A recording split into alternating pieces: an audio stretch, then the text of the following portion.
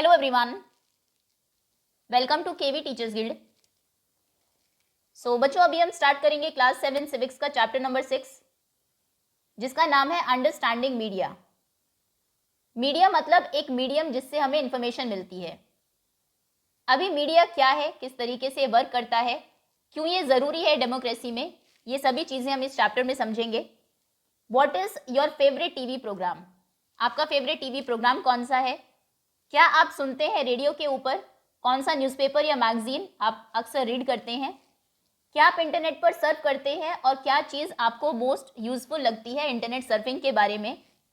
क्या आप जानते हैं that there is one word that is often use to collectively refer to the radio, TV, newspapers, internet and several other forms of communication? कि इन सभी चीज़ों के लिए जो फॉर्म्स ऑफ कम्युनिकेशन है, चाहे वो रेडियो है, टीवी है, न्यूज़पेपर्स है, इंटरनेट है, इनके लिए कॉमन वर्ड यूज किया जाता है और वो वर्ड है मीडिया। इस चैप्टर में आप रीड करेंगे more about the media.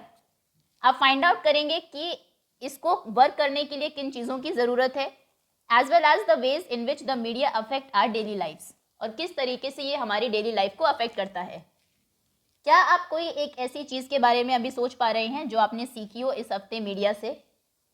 Everything ranging from the stall at the local fair. एक लोकल फेयर में, मेले में जो स्टॉल लगा है, वहाँ से लेकर जो प्रोग्राम आप टीवी पर देखते हैं, इन सभी चीज़ों को हम बोलते हैं मीडिया। मीडिया प्लूरल फॉर्म है मीडियम वर्ड की। It describes the various ways through which we communicate in the society. Media का मतलब है अलग अलग वो तरीके जिससे कि हम सोसाइटी में कम्युनिकेट करते हैं, इंफॉर्मेशन पास करते हैं, रिसीव करते हैं। Because media refers to all means of communication. Media का मतलब है सभी means of communication. So everything ranging from a phone call, चाहे कोई इन्फॉर्मेशन आपको किसी फोन कॉल से मिली हो, चाहे इवनिंग में जो आप न्यूज़ देखते हैं टीवी पर, उन सभी को हम मीडिया कहेंगे। टीवी, रेडियो और न्यूज़पेपर्स ये फॉर्म्स ऑफ मीडिया है that reaches millions of people और द मासेस, जो कि मासेस तक पहुंचते हैं, एक साथ बहुत सारे लोगों तक, across the country and the world. जो देश में रह रहे हैं लोग या फिर दुनिया में कहीं पर भी रह रहे हैं, और इसीलिए हम इनको बोलते हैं mass media. Okay, now media and technology. It would probably be difficult for you to imagine your life without the media. Media के बिना आज लाइफ को इमेजिन करना भी मुश्किल है। But cable television and the wide spread use of internet, लेकिन cable TV जो आप देखते हैं, इंटरनेट, ये बहुत ही रिसेंट फिनोमिनन है, रिसेंट टेक्नोलॉजीज ये है। These have been around for less than 20 years. 20 साल से भी कम में ये डेवलप हुई है। The technology that mass media uses keeps changing.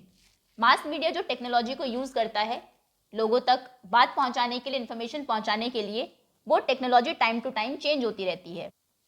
Newspapers, television and radio can reach millions of people because they use certain technologies. Newspaper से, TV से, radio से एक ही बार में बहुत सारे लोगों तक इन्फॉर्मेशन पहुंचाई जा सकती है क्योंकि ये कुछ टेक्नोलॉजी यूज़ करते हैं। We also tend to discuss newspapers and magazines as the print media. Newspaper और मैगजीन्स को हम प्रिंट मीडिया भी कहते हैं। टीवी, रेडियो को इलेक्ट्रॉनिक मीडिया कहा जाता है। Why do you think newspapers are called print media? क्योंकि उसमें इन्फॉर्मेशन प्रिंटेड फॉर्म में होती है। एज यू रीड फर्दर, जैसे आप आगे चैप्टर में रीड करेंगे, तो आप फाइंड आउट करेंगे that naming is related to the different technologies that these media use. इनके नाम उसी तरीके से रखे गए हैं जिन टेक्नोलॉजी को वो यूज करते हैं। जैसे कि प्रिंटेड फॉर्म में इन्फॉर्मेशन देते हैं तो प्रिंट मीडिया, रेडियो टीवी को कहा गया इलेक्ट्रॉनिक मीडिया क्योंकि वो इलेक्ट्रिसिटी से चलते हैं। The following photographs will give you a sense of the ways in which technology that mass media uses has changed over the years and continue to change. Okay, pictures आपको दी है कि किस तरीके से जो टेक्नोलॉजी यूज की जाती थी मास मीडिया में वो कैसे चेंज हुई है। ये एक इलेक्ट्रॉनिक टाइपराइटर है। Journalism went a sea change in 1940s। 1940s में ये आया, जिसमें कि एक बहुत बड़ा चेंज आया इसके बाद जर्नलिज्म में। उसके बाद ये एक और पिक्चर है जिसमें कि जॉन एल बेयर्ड बैठे हुए in front of apparatus with which he demonstrate to the Royal Institute his invention. अपनी इन्वेंशन को दिखा रहे हैं जो कि एक टेलीवाइजर है। ये अर्ली टेलीविजन था। सो इन्होंने टीवी को इन्वेंट किया। उसके बाद एक और बड़ा चेंज आया मीडिया में। ये एक और पिक्चर आपको दी है, an artist impression of Gutenberg printing the first sheet of Bible. Gutenberg ने, हम जानते हैं, प्रिंटिंग प्रेस को इन्वेंट किया था तो और पहली बार उन्होंने बाइबल को प्रिंट किया था। तो एक आर्टिस्ट का इम्प्रेशन है कि किस तरीके से उन्होंने ये पिक्चर ड्रॉ की है कि किस तरीके से वो बाइबल को प्रिंट कर रहे होंगे, फर्स्ट शीट ऑफ बाइबल कैसे उन्होंने प्रिंट की होगी। चेंजिंग टेक्नोलॉजी और machines and making technology more modern. Technology और ज़्यादा मॉडर्न हो गई है, मशीन्स नई आ गई है। ये हेल्प करती है मीडिया को टू रीच मोर पीपल, कि अभी वो और ज़्यादा लोगों तक पहुंच सकता है।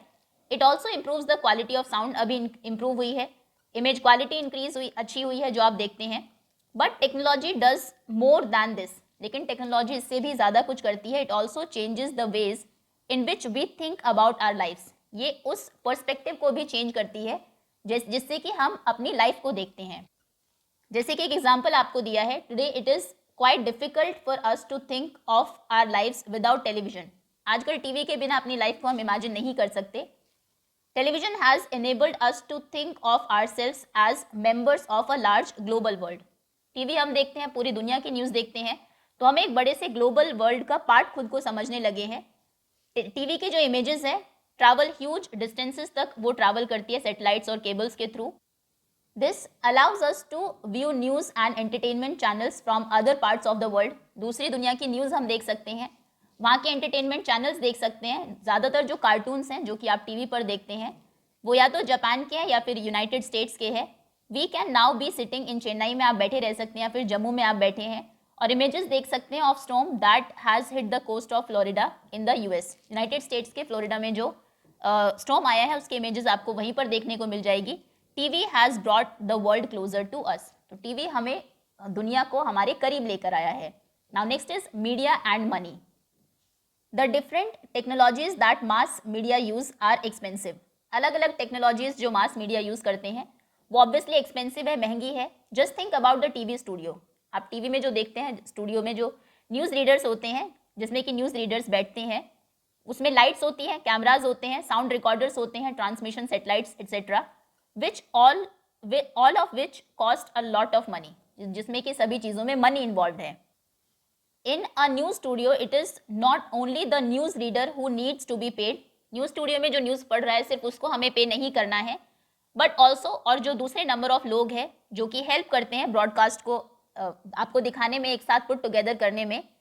इसमें कौन कौन लोग आते हैं? जो कैमरा को लुक आफ्टर कर रहे हैं, कैमरा मैन है, लाइट्स को जो ध्यान रख रहे हैं। Also as you read earlier, जैसे कि आपने पहले भी देखा था कि टेक्नोलॉजी जो है मास मीडिया की वो चेंज हो गई है, तो बहुत सारे पैसा उसमें लगता है लेटेस्ट टेक्नोलॉजी को एक्वायर करने में। इन सभी कॉस्ट की वजह से mass media need a great deal of money to do its work. Mass media को बहुत सारे पैसे की ज़रूरत है अपना काम करने के लिए, एज ए रिजल्ट जिसकी वजह से ज़्यादातर जो टेलीविज़न चैनल्स हैं और न्यूज़पेपर्स हैं are part of big business houses. वो बड़े बड़े बिजनेस हाउसेस का पार्ट बन गए हैं। Mass media is constantly thinking of ways to make money. Mass media में जो लोग इन्वॉल्व हैं वो हमेशा ये सोचते रहते हैं कि और कैसे मनी कैसे अर्न की जाए। One way in which the mass media earns money, एक तरीका जिससे कि मास मीडिया को पैसे मिलते हैं, is by advertising different things, कि अलग अलग चीज़ों को वो एडवर्टाइज करते हैं प्रोग्राम्स के बीच में, कार्स को, चॉकलेट्स को, clothes, mobile phones etcetera. You must have notice, आपने नोटिस किया होगा बहुत सारे एडवर्टीजमेंट्स आते हैं जब आप कोई अपना फेवरेट टीवी प्रोग्राम देख रहे हैं या फिर क्रिकेट मैच जब आप देखते हैं टीवी पर, तो सेम एडवर्टीजमेंट्स बार बार रिपीटेडली आपको शो किए जाते हैं हर ओवर के बाद में। So you are often watching the same images over and, तो बार बार आप एक ही टाइप की इमेजेस देख रहे हैं। As you will read in the following chapters, बाद में एडवर्टाइजिंग का भी आपका एक चैप्टर है, उसमें आप देखेंगे कि एडवर्टीजमेंट्स को रिपीटेडली शो किया जाता है इस उम्मीद में कि लोग फिर जाएंगे और जब उनको वही प्रोडक्ट मार्केट में दिखाई देगा तो वो एडवर्टाइज्ड प्रोडक्ट को खरीदेंगे। ये एक और पिक्चर आपको शो की गई है, बहुत सारे टीवी सेट्स हैं यहाँ पर वॉल पर जिसमें कुछ न्यूज़ शो की गई है, कुछ डिफरेंट प्रोग्राम्स दिखाए गए हैं, कुछ लोग हैं जो नीचे वर्क कर रहे हैं। Next is media and democracy. अच्छा, the cost to advertise on a TV channel varies from 1000 to 1 lakh पर 10 seconds depending on the popularity of the channel and time. तो टीवी पे अगर आपको ऐड देना है उसका खर्च 1000 से लेकर 1 लाख रुपए तक आ सकता है पर सेकंड का, डिपेंड करता है कि चैनल की और जो शो है उसकी पॉपुलैरिटी कितनी है। Now media and democracy. Democracy में जैसे कि इंडिया में है, मीडिया एक बहुत इंपॉर्टेंट रोल प्ले करता है इन प्रोवाइडिंग न्यूज़, लोगों को न्यूज़ प्रोवाइड कराने में और डिस्कस करने में इवेंट्स को जो देश में या दुनिया में उस टाइम पर हो रहे हैं। It is on the basis of the information that citizens can, for example, learn how government works. तो citizens informed रहते हैं इस वजह से, क्योंकि वो न्यूज़ देखते हैं, उन्हें पता लगता है कि फॉर एग्जाम्पल गवर्नमेंट कैसे वर्क कर रही है.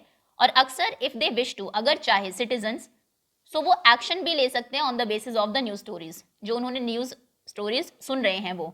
सम of the ways in which they can do this is, क्योंकि डेमोक्रेसी है, लोग फ्री है, तो किस तरीके से वो एक्शन ले सकते हैं. वो लेटर्स लिख सकते हैं कंसर्न मिनिस्टर्स को, ऑर्गेनाइज कर सकते हैं पब्लिक प्रोटेस्ट, स्टार्ट कर सकते हैं कोई सिग्नेचर कैंपेन, गवर्नमेंट को कह सकते हैं to rethink of its programme etcetera. कोई प्रोग्राम अगर कम पॉपुलर है, लोगों को नहीं पसंद आ रहा है, तो उसके बारे में सरकार दोबारा से सोचे. The print media offers a large variety of information to suit the taste of different readers. अलग अलग रीडर्स के टेस्ट को सूट करने के लिए प्रिंट मीडिया भी बहुत वेराइटी पेश करता है. कुछ एंटरटेनमेंट की मैगजीन्स हैं, कुछ बिजनेस मैगजीन्स हैं, कुछ एजुकेशनल मैगजीन्स हैं. Given the role that the media plays in providing information, तो हमने देखा कि इन्फॉर्मेशन प्रोवाइड कराने में मीडिया एक इंपॉर्टेंट रोल प्ले करता है. It is important that the information be balanced. ये बहुत इंपॉर्टेंट है कि जो इन्फॉर्मेशन मीडिया दे रहा है वो बैलेंस्ड हो.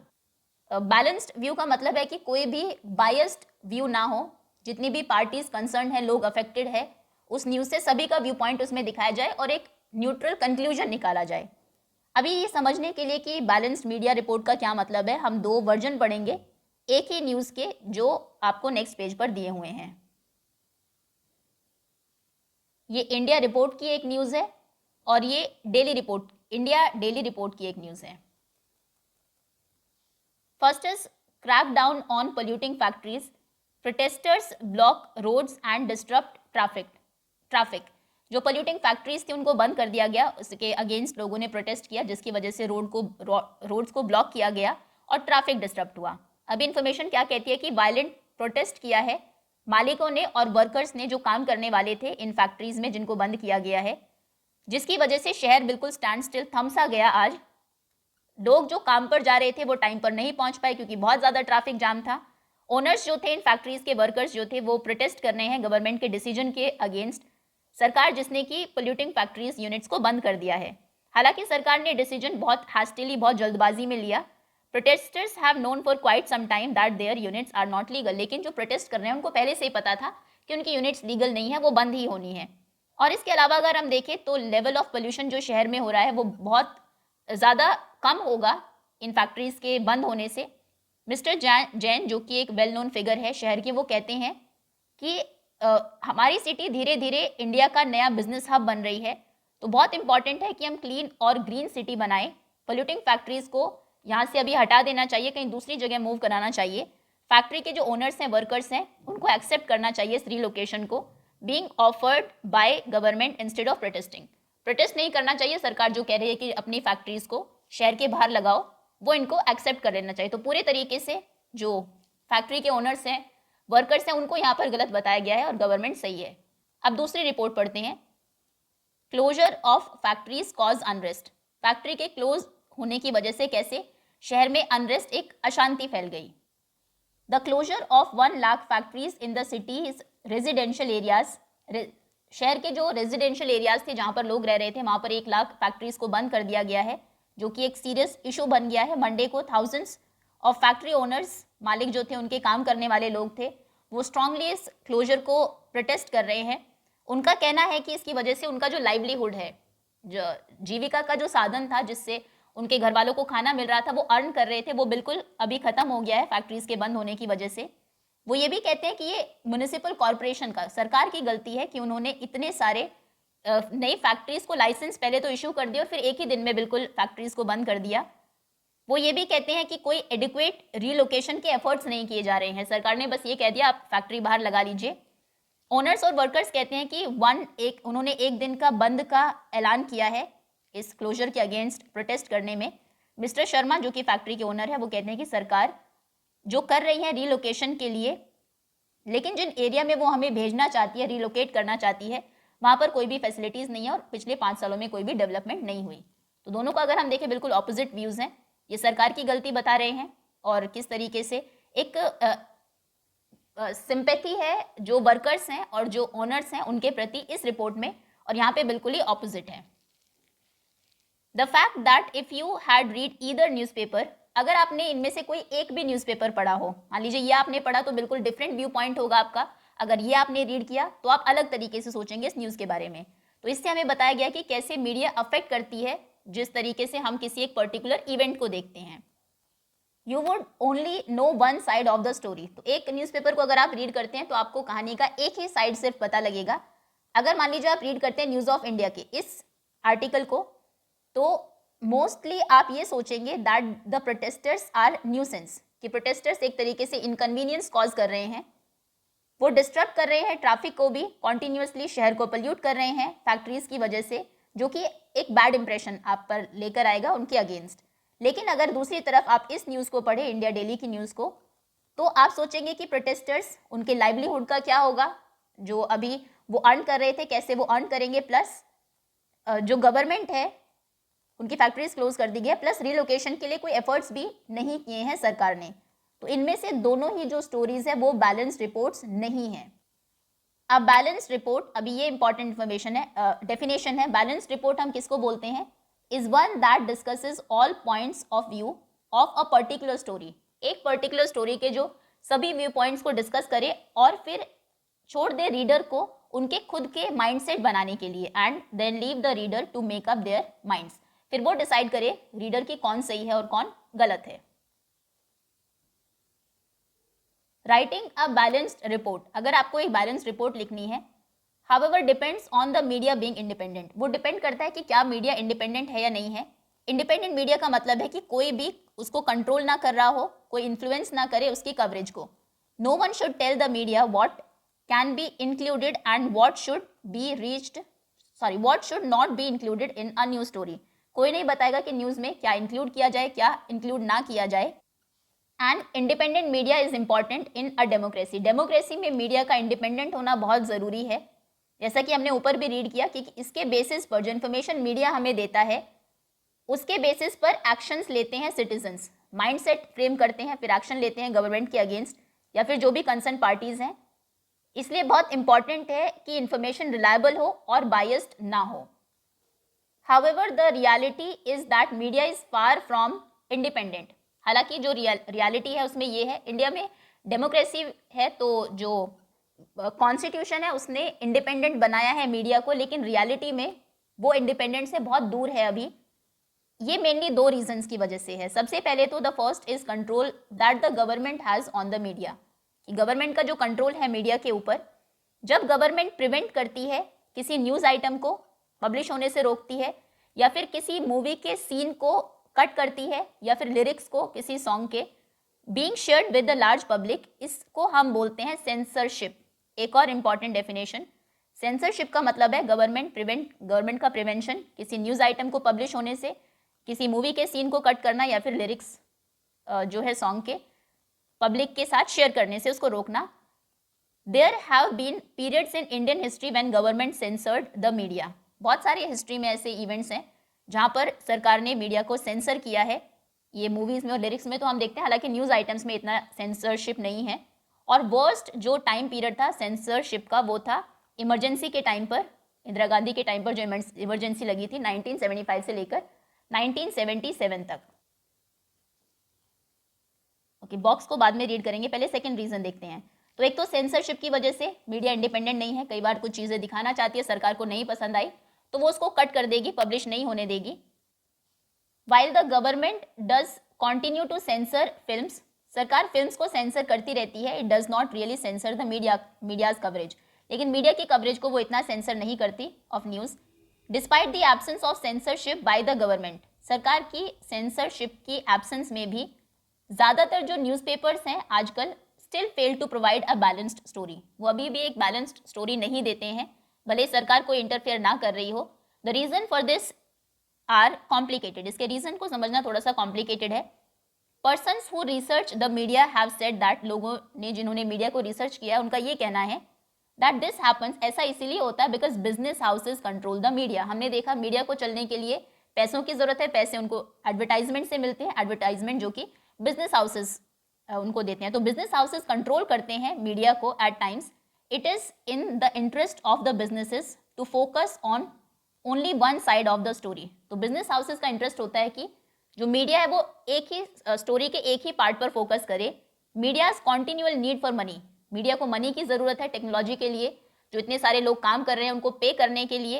And it's link to advertising, और उसका जो लिंक है एडवर्टाइजिंग के साथ, इसका मतलब है कि बहुत डिफिकल्ट हो गया है मीडिया के लिए रिपोर्ट करना against people who give them advertisement. जो लोग उनको एडवर्टीजमेंट देते हैं उनके अगेंस्ट अगर वो कोई भी रिपोर्ट करते हैं न्यूज़ को।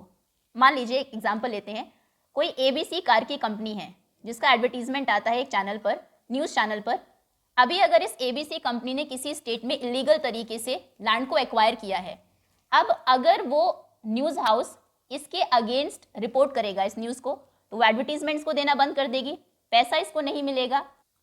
सो अब ये न्यूज़ चैनल या तो उस स्टोरी को प्रेजेंट करेगा इस कार कंपनी के फेवर में, या फिर उसको दिखाएगा ही नहीं, या फिर उतना हार्शली नहीं प्रेजेंट करेगा। ओके, तो इस तरीके से हम कह सकते हैं कि जो मीडिया हाउसेज हैं वो इंडिपेंडेंट नहीं हैं। Media is thus no longer considered independent because of its close link to business. तो उनका क्लोज लिंक रहता है बिजनेस के साथ, इसीलिए मीडिया हाउस इंडिपेंडेंट नहीं है। बिसाइड्स द अबव, इसके अलावा the media also tends to focus on a particular aspect of a story. Media कई बार एक स्टोरी के पर्टिकुलर एस्पेक्ट पर ही फोकस करती है, क्योंकि उनको लगता है कि इससे उनकी न्यूज़ इंटरेस्टिंग बनेगी। Also if they want to increase public support for an issue, अगर किसी इशू के लिए उनको पब्लिक सपोर्ट की जरूरत है, they often do this by focusing on one side of the story. वो स्टोरी के सिर्फ एक ही साइड पर फोकस करेगी। तो कहने का मतलब है मीडिया उतना रिलायबल, उतना बैलेंस्ड व्यू हमें नहीं देता है। यही रीज़न है कि कोई भी न्यूज़पेपर की अगर कटिंग है उसको आप कोर्ट में एज एन एविडेंट प्रेजेंट नहीं कर सकते हैं। Okay, now next is setting agenda. ये इंपॉर्टेंट है कि what does TV do to us and what can we do with TV. इसको आप खुद रीड कर लीजिएगा, टीवी हमारे लिए क्या कर सकता है और हम टीवी के लिए क्या कर सकते हैं।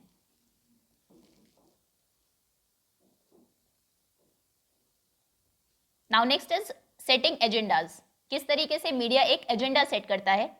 The media also plays an important role in deciding what stories to focus on. Media ये भी डिसाइड करता है कि किस स्टोरी पर उनको फोकस करना है, for and therefore decide on what is news वर्दी। और ये भी देखता है कि कोई न्यूज़, कोई इवेंट अगर है, क्या वो न्यूज़ वर्दी है भी या नहीं। जैसे कि मान लीजिए एनुअल फंक्शन हुआ है आपके स्कूल में, is unlikely to make the news, उसकी कोई न्यूज़ नहीं बनेगी। लेकिन अगर कोई फेमस एक्टर आ गया है आपके स्कूल के एनुअल फंक्शन में एज चीफ गेस्ट, तो मीडिया हो सकता है उसमें इंटरेस्टेड हो उसको कवर करने में, by focusing on a particular issue. इसी पर्टिकुलर इशू पर फोकस करके मीडिया इन्फ्लुएंस करती है हमारे थॉट्स को, फीलिंग्स को, एक्शंस को, and bring those issue to our attention, और फिर उन इश्यूज को हमारे अटेंशन में लेकर आती है due to the significant influence it plays in our lifes. तो हमारी लाइफ में इतना सिग्निफिकेंट रोल मीडिया प्ले कर रहा है, हमारे थॉट्स को वो शेप करता है, तो इसलिए अक्सर कहा जाता है कि मीडिया सेट करता है, sets the agenda. Very recently the media drew our attention to alarming level of pesticides in cola drinks. एक जब आपकी ये बुक प्रिंट हुई होगी उस टाइम की ये बात है, तो मीडिया ने हमारा ध्यान आकर्षित किया इस तरफ कि जो कोला ड्रिंक्स हैं उनमें किस तरीके से पेस्टिसाइड्स को कितने हाई लेवल पर यूज़ किया जाता है। दे पब्लिश्ड रिपोर्ट्स उन्होंने पब्लिश की that indicated the high level of pesticides, जिसमें कि इंडिकेट किया गया कितने हाई लेवल के पेस्टिसाइड्स उसमें हैं, and thus made us aware of the need to regularly monitor these colas according to international quality and safety standards.